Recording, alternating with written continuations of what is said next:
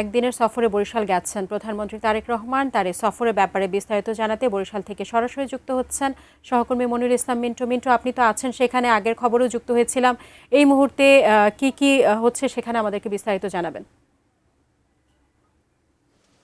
হ্যাঁ, stand by আছি।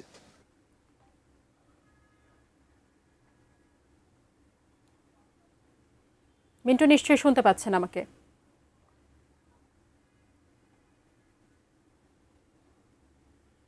অনুষ্ঠান যে উদ্বোধন, সেই উদ্বোধন করে তিনি এখন বরিশাল শহরের উদ্দেশ্যে রওনা করেছেন এবং সেখানেও তিনি তার আরেকটি সেখানে তার একটি কর্মসূচি রয়েছে। সেই কর্মসূচি রয়েছে বৃক্ষরোপণ কর্মসূচি এবং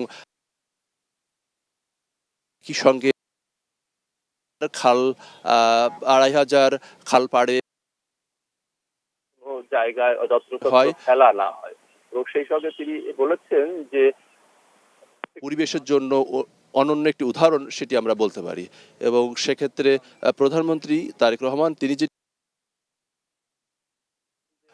ফলে যে অবস্থা তৈরি হয় সেটি মোকাবেলা করতে হলে সেটিকে পরিবেশকে বাঁচাতে হবে, সেই বিষয়টিকে তিনি বিশেষভাবে উল্লেখ করেছেন। এবং সে এর পাশাপাশি মানুষকে অনুরোধ করেছেন যে প্লাস্টিক, পলিথিন, আবর্জনা যে কোনো জায়গায় যত্রতত্র ফেলা না হয়। এবং সেই সঙ্গে তিনি বলেছেন যে একটি রাজনৈতিক বক্তব্য দেওয়ার চেয়ে দেশের জন্য কিছু করা, দেশে মানুষের জন্য কিছু করা। দেখতে পাচ্ছেন যে সাধারণ মানুষ তারা এই বৃষ্টির মধ্যেও প্রধানমন্ত্রী তারেক রহমানকে এক নজর দেখার জন্য, তাকে স্বাগত জানানোর জন্য সেই সকাল থেকেই অপেক্ষা করছেন।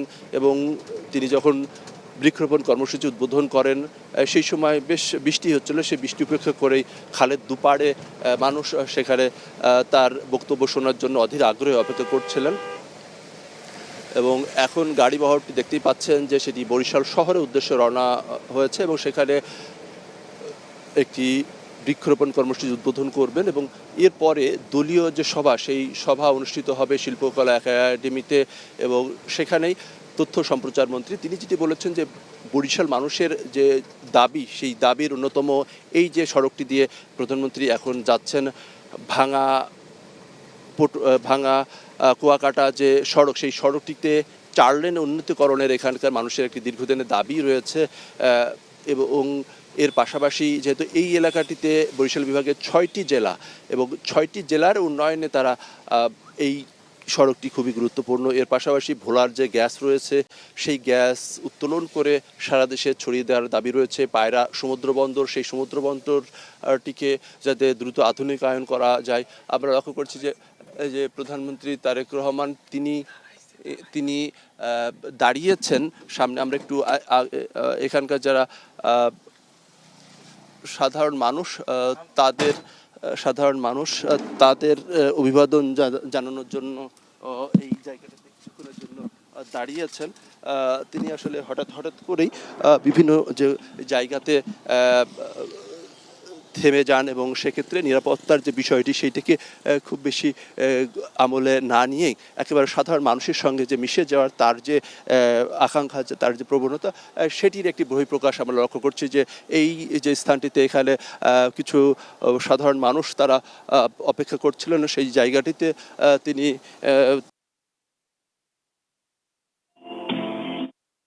কে দিয়ে তাদের অভিবাদনের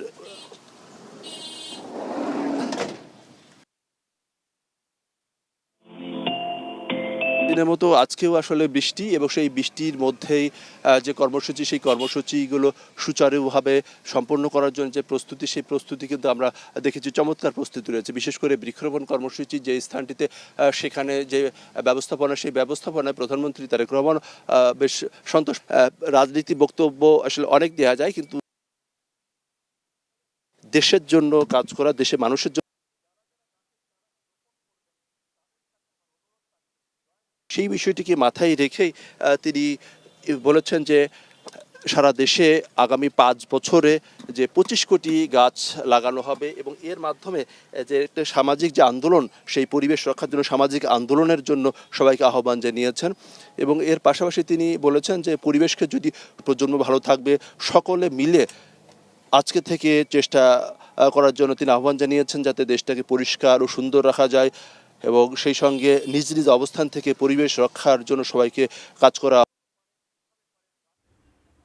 ফ্যামিলি কার্ড বিতরণ যে কর্মসূচি সেখানে তিনি বক্তব্য দিয়েছেন। সেই বক্তব্যে তিনি বলেছেন যে ফ্যামিলি কার্ডের মাধ্যমে সারা দেশে সমাজের একটি বড় ধরনের পরিবর্তন আনতে সক্ষম হবে বর্তমান সরকার, এই প্রত্যাশা তিনি ব্যক্ত করেছেন। এবং এর পাশাপাশি যে পরিবেশ রক্ষার বিষয়